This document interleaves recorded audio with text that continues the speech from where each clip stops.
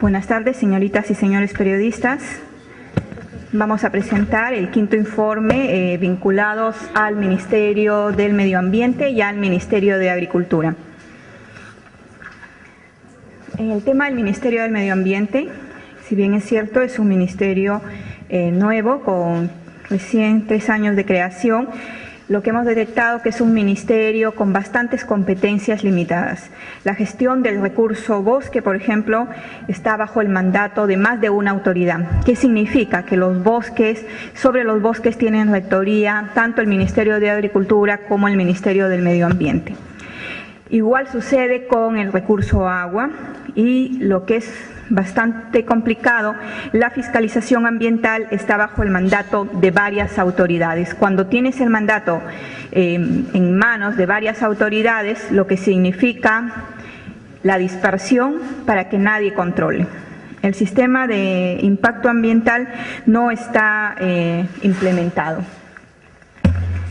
Y aquí los casos más emblemáticos vinculados al tema de materia medioambiental son el de Cajamarca, el caso de Choropampa, el derrame de mercurio, en Bagua, los decretos legislativos vinculados a las protestas, los decretos legislativos 1090, básicamente por la no consulta a las poblaciones indígenas, Tía María, una concesión minera que también ha generado conflictos en la zona, el problema Cusco-Moquegua por un tema de división de aguas, y Nambari también por la propuesta de construcción de una hidroeléctrica que tampoco tenía consulta, que ya la primera etapa ya fue detenida.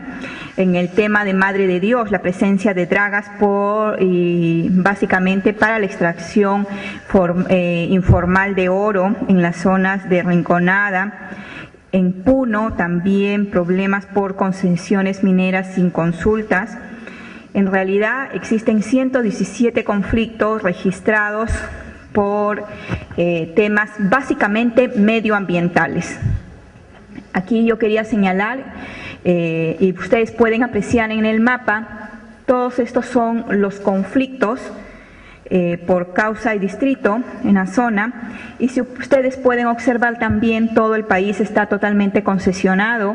Ahí en este mapa pueden observar las concesiones básicamente de hidrocarburos, petróleo y gas, que están tanto en la zona de la selva como incluso en el mar. El mar también ha sido concesionado, todos son lotes petrolíferos de gas. Y acá pueden apreciar también toda la zona de la cordillera, también concesionada. Entonces hay una proliferación también de concesiones, porque algunas incluso solamente han sido concesionadas y no son explotadas, ¿no? En cuanto al personal, el personal también hay un total de 1.600 personas, el 62% en la modalidad de CAS. ¿Cuáles son las herencias que quedan para la nueva gestión? La OEFA ha propiciado 3 decretos supremos para nombrar a 3 vocales al Tribunal de Fiscalización Ambiental, los 3 con filiación aprista, ¿no? Los nombres, con fecha 15 de julio del 2011. El canon de hidrocarburos destinado al Instituto de Investigación de la Amazonía peruana ha sido también recortado para favorecer una serie de obras y existe el peligro de desaparición del Observatorio de Jicamarca por un tema vinculado a que no se ha regularizado el tema de la propiedad. En el tema medioambiental estamos en la Amazonía en una emergencia ambiental por la presencia de minería aurífera que contamina los ríos, la alta tasa de deforestación en la zona, el río Marañón contaminado. Hay informes a nivel internacional que señalan que ya la producción, los peces de la zona ya no son aptos para el consumo humano. Y también el 90% de la madera en la zona de la selva resulta básicamente de tala ilegal, que significa que proviene básicamente de áreas que no han sido autorizadas. Esto genera lo que nosotros llamamos el desbosque en la zona. Y aquí una de las cosas más graves que ya también está registrado en un informe de la Contraloría es que el 90% de los permisos que se otorgan o de los programas de operación medioambiental, el 95% de la documentación presentada entre los años 2009 y 2010 tienen básicamente información falsa, que estas son preocupaciones. ¿Cómo es posible que al Estado se le entregue información falsa? Sobre este tema tienen que responder las autoridades medioambientales y sobre todo los organismos encargados de elaborar los FOAS y los programas de cuidado del medio ambiente. El nivel de contaminación es bastante alto, vuelvo a señalar, en la zona de los ríos, por lo tanto la nueva administración va a tener allí un tema pendiente medioambiental en la agenda, sobre todo muy grave. No olvidemos que la mayoría de los conflictos medioambientales están generados precisamente en las concesiones, y si podemos observar que el 90% obtiene sus permisos con información falsa, el tema es bastante grave, porque significa no solamente temas de corrupción, sino de falta de cuidado de los intereses del Estado. Ahora pasaremos al Ministerio de Agricultura. En el Ministerio de Agricultura tenemos que básicamente el 85% del presupuesto se destina a gasto corriente. Básicamente se destinan al pago de planillas y estamos hablando de un monto de 938 millones.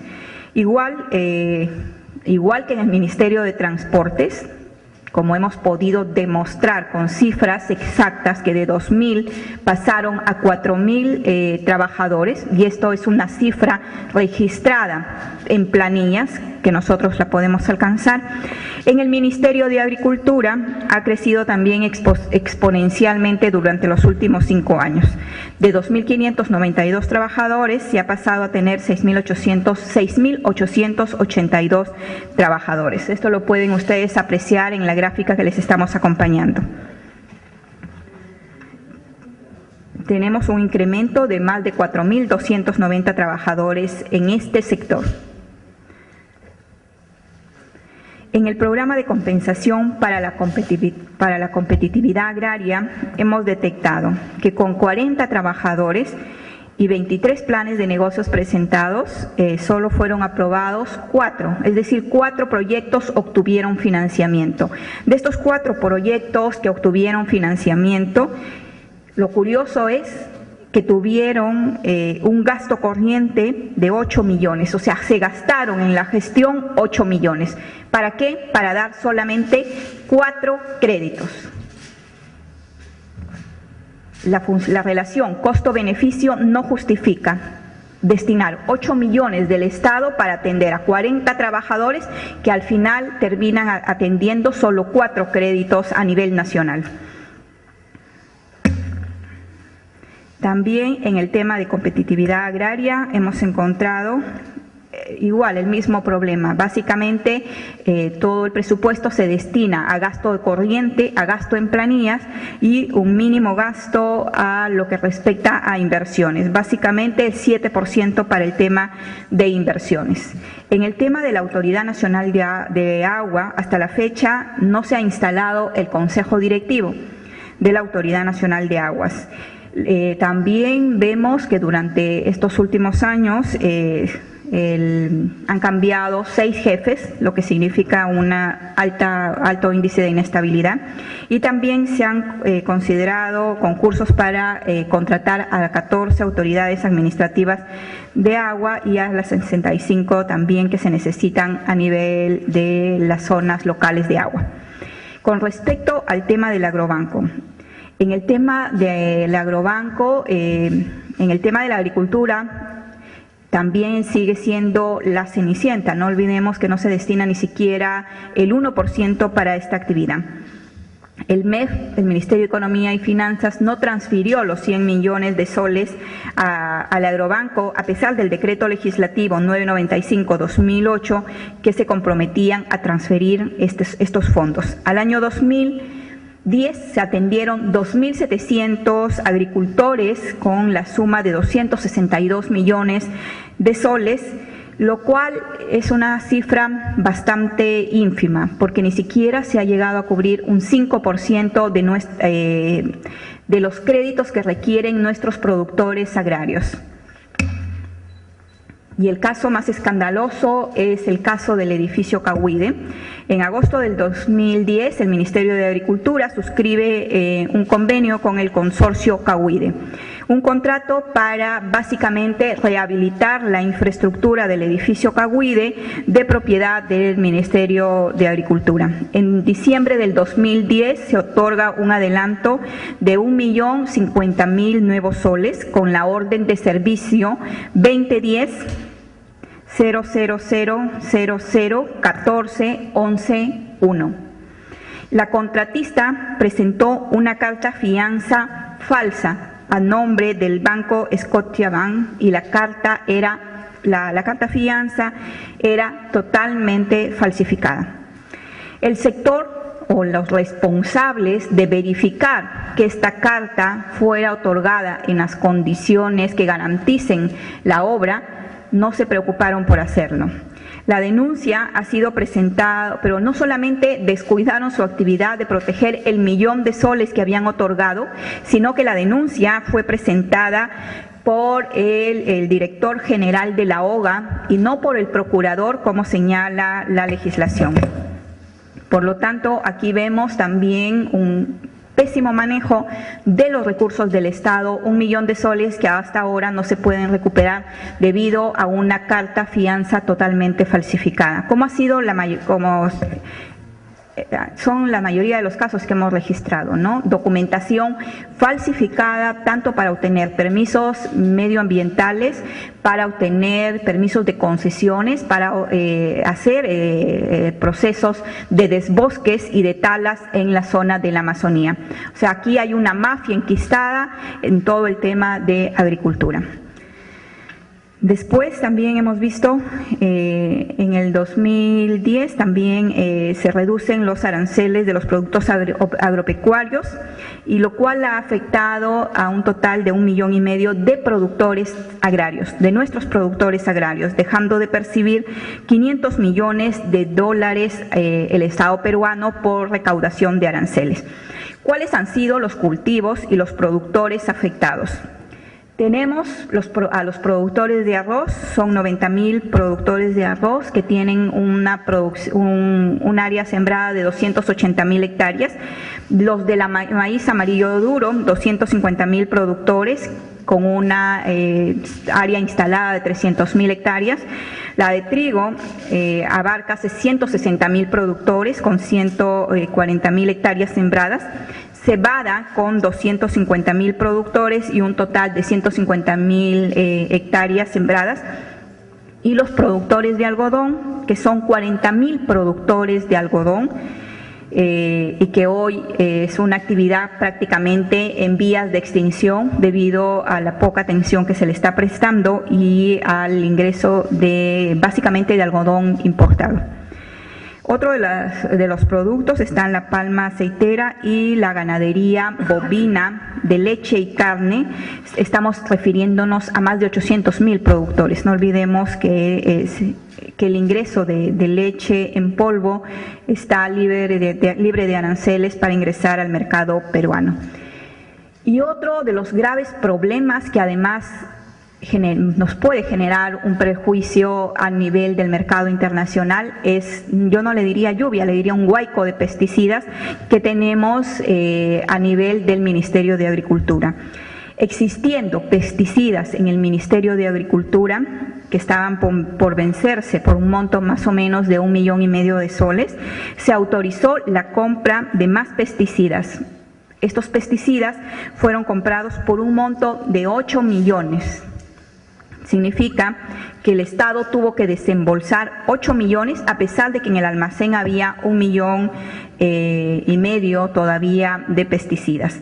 ¿Pero por qué están en riesgo nuestras exportaciones agrarias? Básicamente por un tema, porque estos pesticidas estos pesticidas están prohibidos en el mercado internacional. Productor que quiera exportar sus productos y que haya utilizado este tipo de pesticidas, básicamente no recibirá su pase al mercado internacional, y en caso de lograr embarcar su producto, se lo van a regresar, porque tanto la Comunidad Económica Europea como la APA de Estados Unidos, la Autoridad de Protección Ambiental, para estos productos ya están vetados en estos mercados internacionales. SENASA, sin embargo, en nuestro país viene otorgando registro a plaguicidas que contienen básicamente el componente metamidofos, que ha sido cancelado por la Agencia de Protección Medioambiental, la EPA de los Estados Unidos, y por la Unión Europea a nivel internacional, y esto pone en grave riesgo nuestra producción local. Por eso también aquí en el tema básicamente de regulación de pesticidas, la nueva administración también tiene una amplia agenda pendiente para promover no solamente la agricultura orgánica, que tiene un amplio mercado en el mercado internacional, sino también para evitar que productos que ya están prohibidos de circular en el mercado agrícola, como son este caso de pesticidas, sigan imponiéndose para beneficiar a determinados grupos. Chicos, vamos a pasar a las preguntas, nada más que pedimos el respeto a la persona que tenga el micro.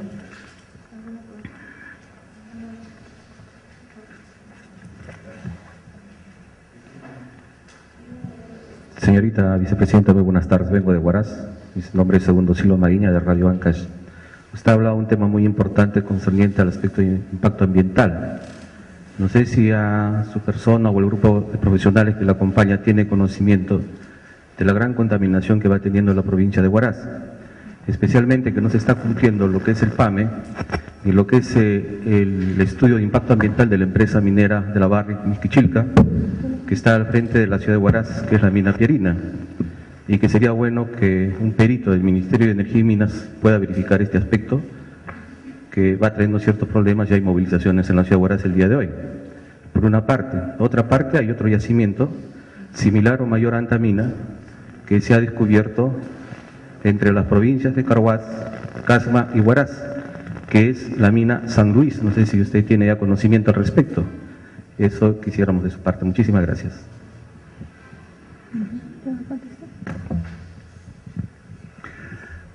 Muy buenas tardes.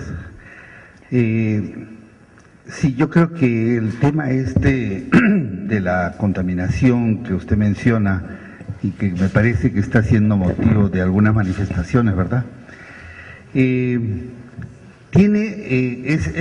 Diríamos, es el corolario del hecho de que en realidad en la actualidad el proceso del control, de la fiscalización de los procesos de contaminación minera es muy débil. En el Perú normalmente esto lo hacía siempre la Dirección General de Minería.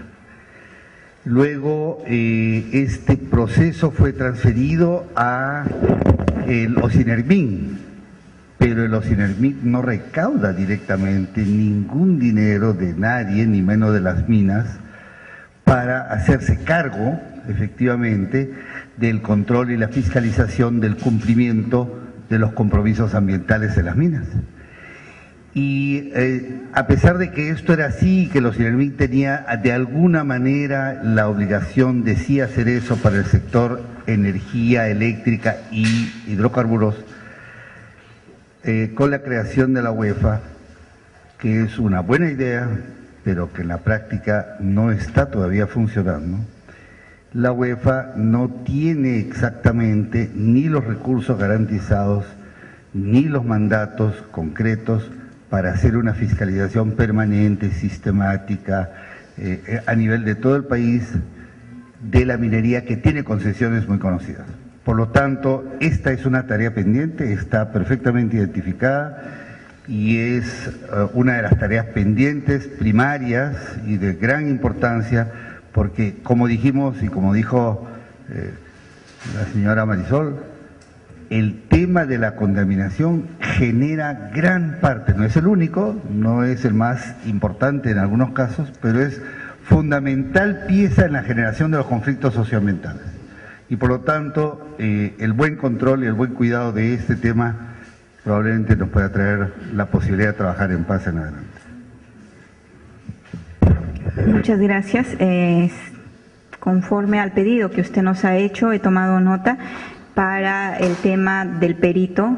Entonces, es uno de los pedidos que primero vamos a canalizar al nuevo ministro. Y además, uno de los temas pendientes es fortalecer el tema de la OEFA, que es la autoridad encargada del tema medioambiental, pero como he señalado, el debilitamiento de esta autoridad ha sido bastante grande para que no se realice ninguna fiscalización. Buenas tardes, Carlos Aguilar, de Diario 16. Respecto al tema de los pesticidas, ¿me podría profundizar un poco más, por favor? Perfecto. ¿Quién sería el responsable y cuánto se ha perdido en exportación? Perfecto. Precisamente aquí yo le voy a hacer también llegar el informe que tenemos. Este es el informe.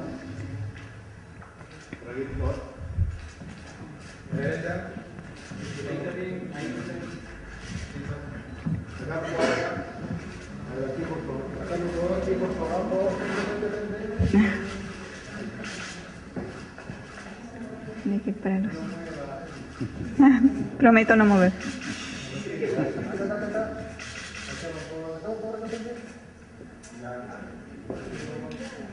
¿Sí?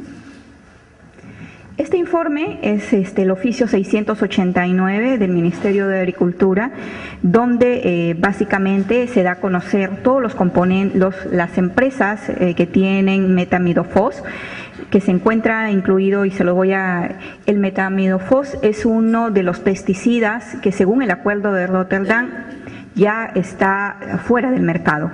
Entonces, y además, según este acuerdo, los plaguicidas y todos los productos químicos industriales que han sido prohibidos no se pueden utilizar para hacer exportaciones, ¿no? Ni tampoco, mucho menos, para utilizarlos en el mercado nacional. Por esto, el acuerdo y el convenio de Rotterdam lo indica como un plaguicida de alta peligrosidad. Y quería señalarles también que este plaguicida está prohibido en 44 países. Y no se permite su registro por tener efectos dañinos tanto para los seres humanos como para el medio ambiente. Igual está prohibido tanto en la Unión Europea utilizar o comercializar todo producto fitosanitario que haya sido fumigado con este tipo de plaguicida, porque además es una sustancia bastante tóxica para el hombre cuando lo inhala el producto, y también cuando lo aplica, ¿no? Y vuelvo a señalar, lo han prohibido Uruguay, Tailandia, Rumanía, Nicaragua, Noruega, Ecuador, Costa Rica, Jordania, Filipinas. Y en cambio en nuestro país todavía se mantiene como un producto restringido. Sin embargo, hay que señalar que todos los registros de los plaguicidas fueron cancelados a partir del 31 de diciembre del 2009. Sin embargo, a pesar de que fueron cancelados, se han seguido otorgando. Y esta es la preocupación que tenemos nosotros, porque no olvidemos que el Perú ha alcanzado un alto nivel en el mercado internacional, sobre todo también con productos orgánicos, que son los productos que más demanda el mercado. Y utilizar este tipo de plaguicidas es hacerse un harakiri, ¿no?, para el tema de comercialización de productos agrícolas en el mercado internacional. Yo le voy a alcanzar la copia exacta de todo el informe para que usted lo tenga en la mano y pueda documentar su informe. Señora Espinosa, ¿cómo está? Canal 4. Usted habló de que el Ministerio de Economía debía entregar 100 millones de soles al agrobanco y que nunca llegaron, menos del 1% llegó. ¿Dónde está ese dinero, si ustedes saben, y si existe, han encontrado corrupción en el ministerio donde se está fugando este dinero? Ya, bueno, aquí lo que hay que señalar que esos 100 millones nunca se hizo la transferencia. Es decir, no hay voluntad política para atender al sector agrario. Desde el Ministerio de Economía y Finanzas nunca se hizo la transferencia al agrobanco, y de haberse hecho la transferencia hubiéramos tenido más fondos, más recursos para atender la agricultura en el país, ¿no? Que es una actividad que necesita financiamiento. No olvidemos que tienen ciclos más largos para el tema de producción agrícola, ¿no? Y si hay casos de corrupción bastante graves, como es el del propio local, en el cual se entregaron 1 millón de soles, más de 1 millón de soles, 1.050.000, y con una carta fianza falsificada. Eso es gravísimo, porque tú no puedes entregar dinero del Estado, y no olvidemos que la mayoría de nuestros proveedores en el país sufren mucho cuando el Estado les tiene que pagar. Y sin embargo vemos que el que presenta documentación falsificada obtiene fácil del Estado más de 1 millón de soles. Gracias. ¿Cómo está, señora? Buenas tardes, Manuel Torres de Radio Programa. Buenas. Quería aprovechar el momento para preguntarle sobre este proyecto que se aprobó ayer en el Congreso, sobre el pago de llamado canje de bonos de deuda agraria derivados de la reforma del gobierno militar. El nacionalismo se ha opuesto en la primera votación, todavía falta una segunda votación, pero ¿cuáles son los inconvenientes, los riesgos para el nuevo gobierno, y cuál va a ser la actitud de ser aprobado en el Congreso si es que queda pendiente para el próximo gobierno? Bueno, el tema es un tema pendiente, lo que significaría también una alta presión para la caja fiscal del Estado, ¿no? Es una alta presión para la caja fiscal del Estado. Sin embargo, también hay que tener cuidado, porque existen sobre este tema es un tema generalizado el uso de los fondos buitres, ¿no? Sí, buenas tardes. Quisiera complementar. Bueno, no hay que olvidar que la reforma agraria se llevó a efecto hace casi más de 30 años. Entonces, como consecuencia de la reforma agraria, bueno, ha habido pues una deuda pendiente. Y esto se ha ido postergando de gobierno en gobierno, ¿no? Entonces nos llama la atención que justo cuando ya termina la legislatura se ha puesto este tema en debate, ¿no? Creo que el próximo Congreso debe ser el que debe analizar bien los impactos y efectos que tendría esto, ¿no? Señor Espinosa, para hacer un resumen, ¿cómo calificaría el desempeño del Ministerio de Ambiente? La mayoría de los conflictos sociales surgen de problemas medioambientales, pero ¿cómo califica el desempeño del Ministerio en tratar de lidiar con ellos? Y si es que cree que tienen los suficientes recursos para poder hacerlo, o están atados de manos. Bueno, lamentablemente el Ministerio del Medio Ambiente ha visto de perfil el tema de los conflictos medioambientales, ¿no? No ha tenido una rectoría como corresponde. Necesitamos un Ministerio del Medio Ambiente con responsabilidad, un Ministerio del Medio Ambiente que esté dispuesto a garantizar no solamente la salud de los ciudadanos, sino también un desarrollo sustentable. Puedes utilizar los recursos, pero que esta utilización de recursos no signifique la destrucción del medio ambiente, ¿no? Esta es una tarea que tiene que conciliar y que es una tarea pendiente para la nueva administración. ¿Han hecho una evaluación del programa Sierra Productiva y si Gana Perú piensa continuar con ese programa?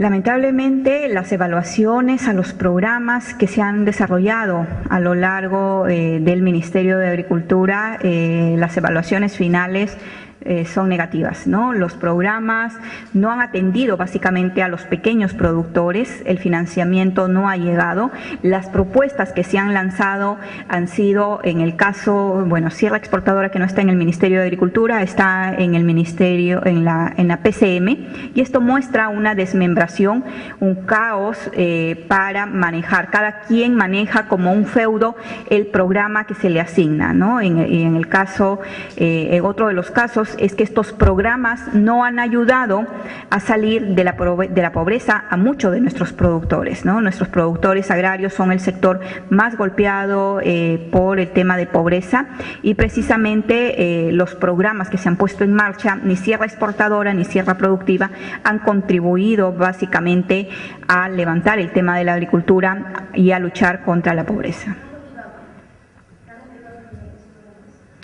Nosotros vamos a trabajar estos programas, pero desde la perspectiva que ayuden a los pequeños productores, que sean los pequeños productores quienes se conviertan en el desarrollo de la agricultura. ¿Quieres agregar? Sí, bueno, quisiera aclarar primero de que Sierra Productiva no es un programa del Estado, es un programa que, digamos, ha promovido el Estado, pero que está en manos de privados, ¿no? Y tiene financiamiento también de la cooperación técnica internacional, y es un programa exitoso porque promueve la capacitación de campesino a campesino, que ha dado muy buenos resultados en algunas zonas de la sierra, sobre todo alto andina, ¿no? Buenas tardes, señorita. William Soberón, de Radio Cielo. Usted ha resumido el problema del medio ambiente al mencionar el problema de estos pesticidas y el tema de la falta de inyección de parte del Ministerio de Economía a los agricultores.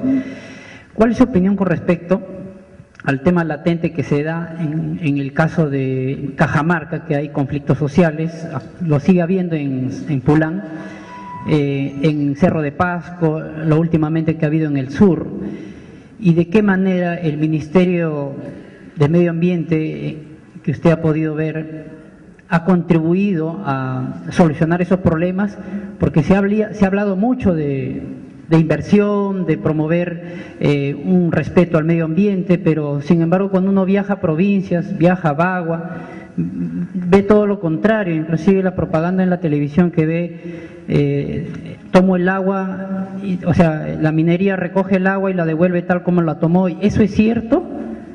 Porque a mí me llegan denuncias el tema de las repercusiones que tiene este caso de la contaminación del agua en los embrios, en el ganado, en las personas.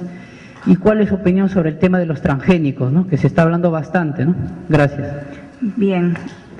Hay programas de empresas que actúan con responsabilidad, pero también nosotros podemos detectar, solo en la Amazonía hay 1.200.000 barriles de agua al día, que son aguas que deberían reinyectarse, que sin embargo estas aguas terminan contaminando nuestros ríos, ¿no? Como ya hemos señalado, uno de los mayores problemas es la contaminación de las aguas en los ríos de la selva, de nuestra selva amazónica, ¿no? Tanto del río Marañón, el río Putumayo, toda la zona de Madre de Dios y muchas de las otras zonas. Tenemos ahí un tema pendiente y fundamentalmente, como usted ha señalado, muchos conflictos en poblaciones que ya en el caso del río Marañón ya los peces no pueden ser utilizados, no son aptos ya para el consumo humano.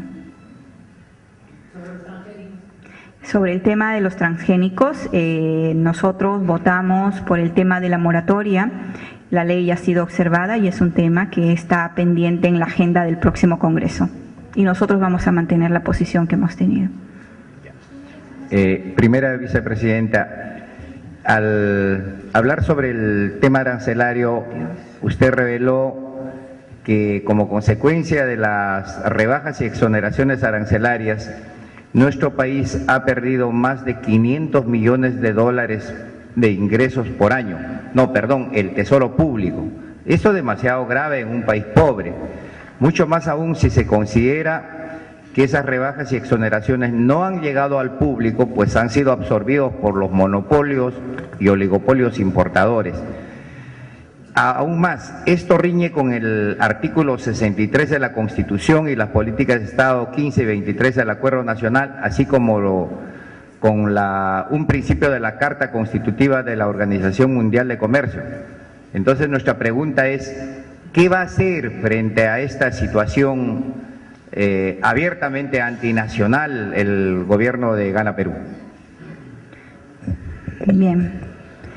Básicamente, nosotros, como vuelvo a señalar, lo que le corresponde a esta comisión de transferencia es señalar e identificar los puntos críticos. Quiero señalar que no hemos recibido toda la información que debería recibir una comisión de transferencia.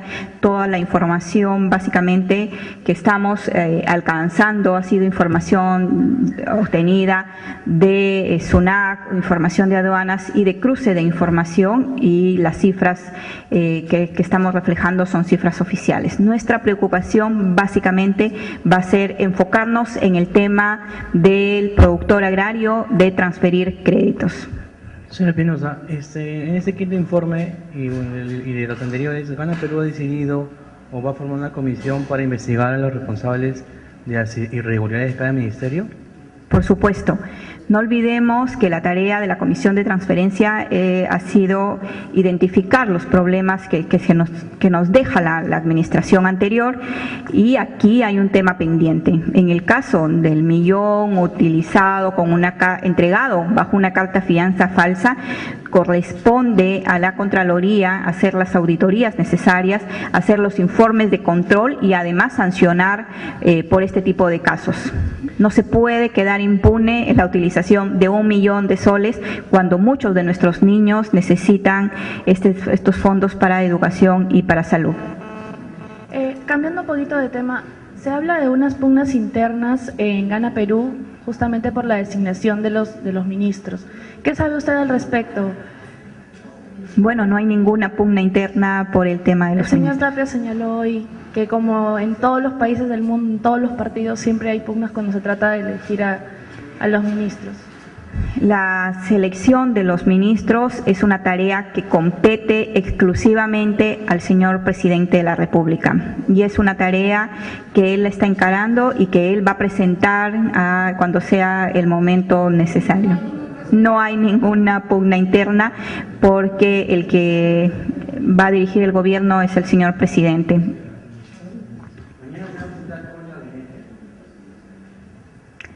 No tengo ninguna información sobre eso.